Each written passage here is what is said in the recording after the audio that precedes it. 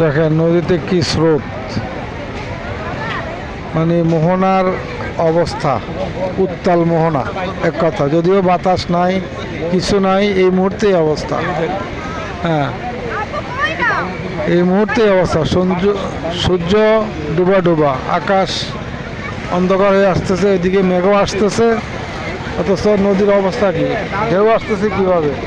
পানি জোয়ার, সম্ভবত জোয়ার বাড়ছে।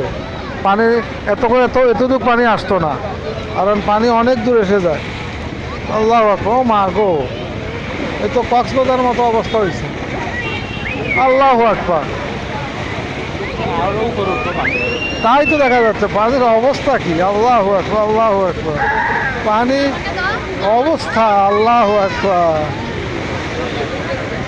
পানির অবস্থা কি। ও মাই গড, ট্রলার করে কি, ট্রলারের অবস্থা ভয়াবহ।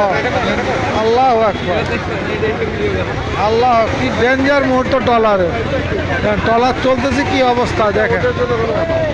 আল্লাহ আকবার, আল্লাহ আকবার, ট্রলারের অবস্থা ভয়াবহ। ওরা নির্বাক, ওদের কোনো সমস্যাই নাই, ওরা নিশ্চিন্তা চালাইতেছে। আল্লাহ আকবার, এটা কঠিন মোহনা, কঠিন মোহনা। আল্লাহ আকবার, আল্লাহ আকবার, আল্লাহ আকবার, কঠিন মোহনা, কঠিন মোহনা। সন্ধ্যার আগ মুহূর্তে নদী উত্তাল হয়ে গেছে এখানে মোহনা। যদি সূর্য এখন ডুবো ডুবো অবস্থা, সূর্য মেঘের জন্য দেখা যাচ্ছে না। খুবই সুন্দর, খুবই সুন্দর, অসাধারণ।